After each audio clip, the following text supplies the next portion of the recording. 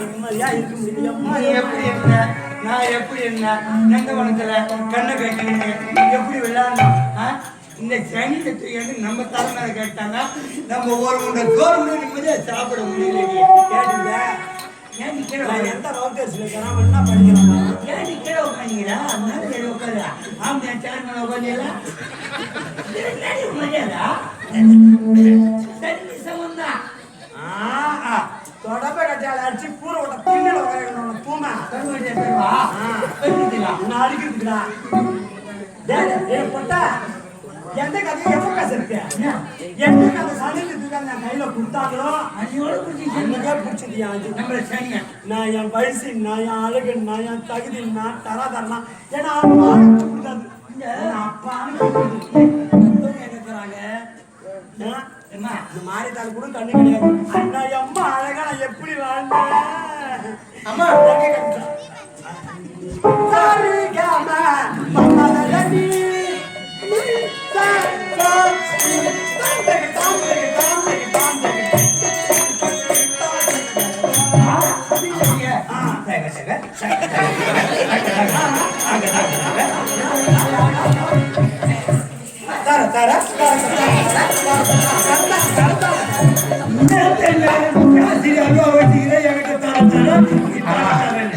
இப்ப என்ன பேசுறீங்க?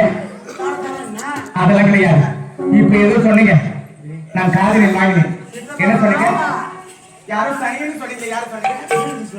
அப்பாவா சனிய நீ செத்து ஒழியத்தானே போய் சொல்றீங்க. என்ன பேசுறீங்க? நீங்க என்கிட்ட சொல்லுங்க, என்ன பேசுறீங்கன்னு அப்பாவை திட்டல. நீங்க என்ன பேசுறீங்க என்று என் காதலி நான் வாங்கினேன். இந்த வாங்கி நோட்டு வாங்கிக்கணுமா? இந்த பேசுறதுன்னு சொல்லுங்க. இப்ப நீங்க சொல்லலையா? புண்ணியில கதை சரளாவை சாக்கிற ஊடு கட்டிக்கிறாங்களா?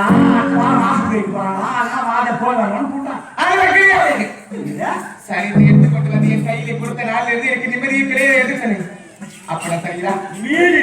கிடையாது. நீங்கள் சொல்லவில்லை என்றால் இதோ இருக்கக்கூடிய இந்த கருங்கடலில் விட்டு என் உயிரை மாற்றிக்கொள்ளுங்க. கருங்கடலில் விட்டு உயிரை மாற்றிக்கொள்ளுங்க.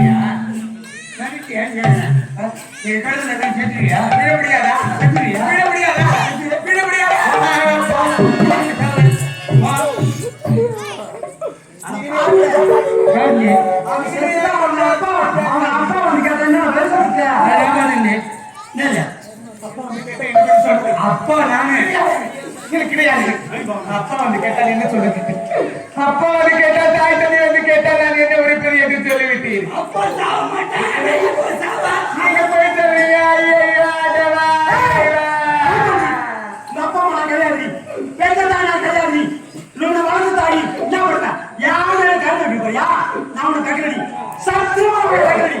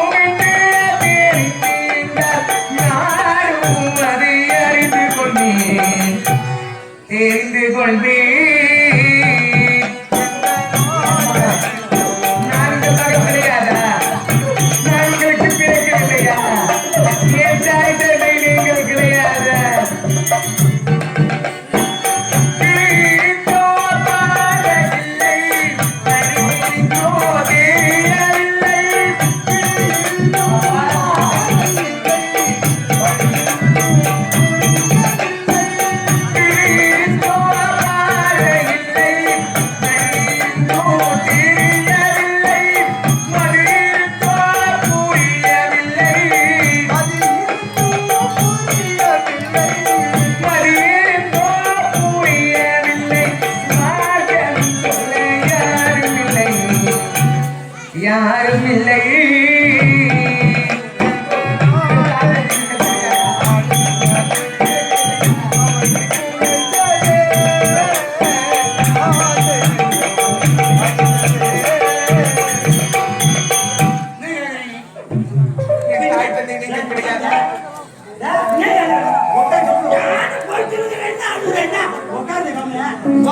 எனக்கு கிளம்பிட்டு 1.5 வாரம் அடுத்து மூஞ்சி பார்த்தா விடுறான் சுத்தமா போட்டேன் நானு. நீ சொல்லிதான் நான் எழுதுறேன். அம்மா உங்கள் மகன் நான் கிடையாது.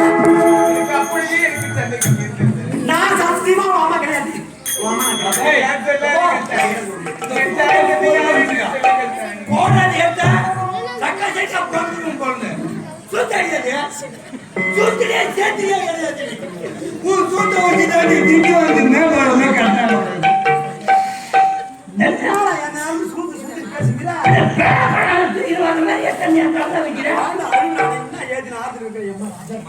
என் தாய் தந்தை யார் என்று சொல்லுங்கள் தாயே. அம்மா நான் சொல்ற உண்மையா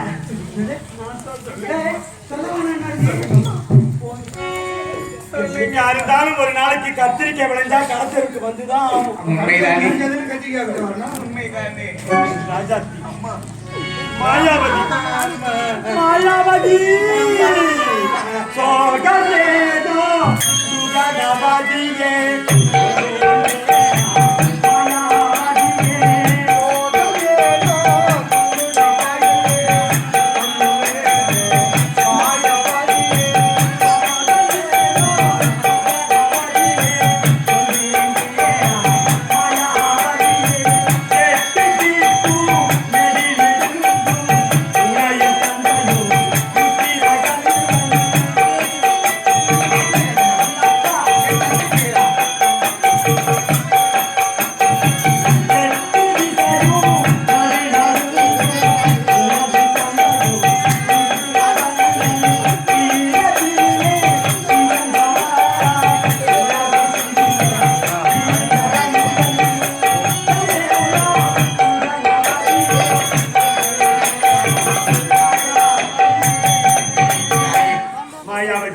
என் தாய் தந்தை கதையை நான் இப்பொழுதே சொல்கிறேன். அப்படியாகட்டும் தாய். உனது நாடு மல்லிகாபுரி, உனது தந்தையின் பையன் உத்திரகண்டன், உனக்கு சிறிய சித்தப்பா இருக்கிறார் வீரகண்டன்.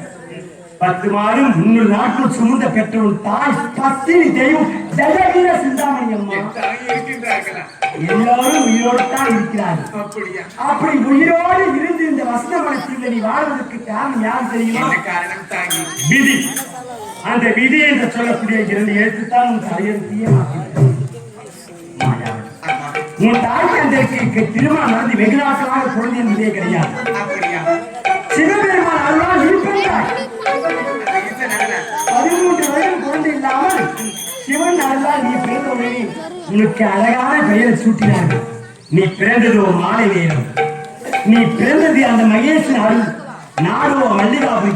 மா மா மா என்று வருவதனால் உனது குலகுருவாகிய சுக்கராச்சாரியை அழைத்து உனக்கு மாயாவதி என்று பெயர் சூட்டினார்கள். அப்படியா?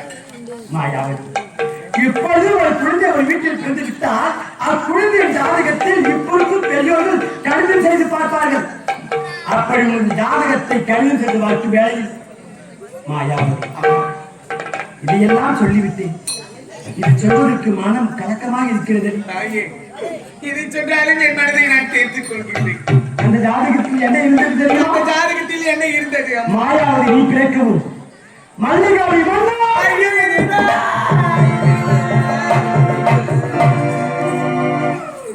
என்ன மாயாவதி பிறக்கவும் இந்த மல்லிகாவை மண்ணோடு அறிவு என்ற ஒரு சாபத்தோடு நான் பிறந்திருக்கின்றேனே. ஈசா ஈசா, என்னை ஏன் பெண்ணாக பிறக்க வைத்தாய்? பெண்ணாக பிறந்ததுக்கு பதில் புலி மண்ணாக பிறந்திருக்கலாமே.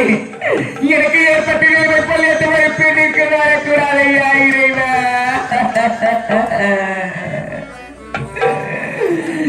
என் தாய் தந்தையை பிரிந்து இந்த கரைகளில் தன்னந்தரங்களில் என் தாயை பிரிந்து இருக்கின்றேனே. ஐயா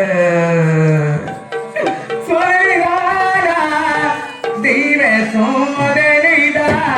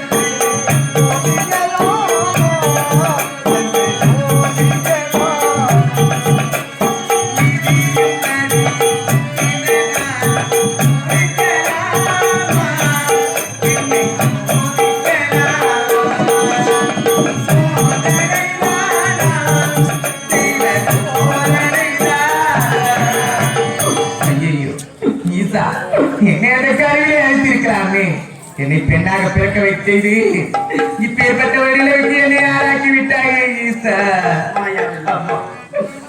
மாயாவதி பிடிக்கும் நான் அழிவேன் என்று தெரிந்ததால் உனக்கு சிறிய தந்தை சிங்கப்பூர் சீரியல் அப்படியா? உன்னை கொள்வதற்காக தூக்கி சென்றாரம்மா. அப்படி சுற்றாச்சாரம் வந்து தடுத்து 14 ஆண்டுகள் தான் ஆகாத நேரம் உள்ளிட்டால் 14 ஆண்டுகள் மத்தியாவதி எல்லையில் இருந்தால் நாடு அழிவு. அதுதான் இந்த குழந்தை அழியாமல் இருக்க வேண்டும், நாடும் அழியக்கூடாது என்றால் 7 கடலுக்கு அப்பால் கருங்கல் மத்தியை வசந்தமலை தீவு, தீவிலே இருந்து தண்ணீரை இருந்தால் கண்டம் தவறிவிடும் என்று சொல்லி உன் தந்தை உதிரை கோலத்தோடு என்னிடத்தில் கொடுத்து, அப்படியா? உன் தாய்க்கு தாயாக அந்த ராஜம்சா என்னிடத்தில் உன்னை கொடுத்து, எனக்கு துணையாக என் தாய் மாமன் எவ்வளவு அழகமா இருக்காரு, என் மாமன் என் கூட கொடுத்து, அப்படியா? 16 வருடம் மட்டும் சொல்லி ராஜ கட்டளை கொண்டு தெரியும். என்ன தாய்? நேற்றோடு கொண்டுவிட்டது 16 வயது. அப்படியா? இன்று 17 வயது தொடங்கிவிட்டது. இன்றோ நாளையோ தாய் தந்தை வருவார்கள், உன்னை அழைத்து செல்வார்கள். மல்லிகாவுடைய நாட்டிலே சிம்மாசனை அமர்த்து நாட்டை முடிசூட்டி கூட நீ வாழலாம். அப்படி நீ உண்மை கதையை தெரிந்து விட்டது சொல்லிவிட்டேன். நான் தாய் தந்தை இல்லை என்று தெரிந்த பிறகு நெருக்கல் கேட்கலாமா? என்ன தாய்? தாராளமாக கேளுங்க. மல்லிகாவின் நாட்டுக்கு சென்றால் இந்த வளர்ந்த தாய் ராஜாசாவை மறைந்திட என்னை இந்த 16 ஆண்டு காலமாக என்னை வளர்த்தி தாய் பாசத்திற்காக உண்மை சொல்லாமல் என்று ஏங்கி விடுவேன் என்று எனக்கு தாய்க்கு தாயாக தன்னுக்கு தந்தையாக இருந்து என்னை வளர்த்தீரேன். உங்களை நான் அழைப்பேனா? தாயே, அடுத்த ஜென்மமாக ஒன்று இருந்தால் அடுத்த பிறவிலே நான் உங்களுக்கு மகளாகவே பிறக்க என் வயிற்றில் பிரிந்திருந்தால் கூட நான் இப்படி பற்றி வளர்த்திருக்க மாட்டேன். நான் என் வயிற்றில் பிரிந்த குழந்தை போல்தான் பாவித்து இதுவரையில் வளர்த்தேன். மாயாவதி அந்த வீட்டை கைகாலுக்கு அன்பு செய்த கண்களுக்கு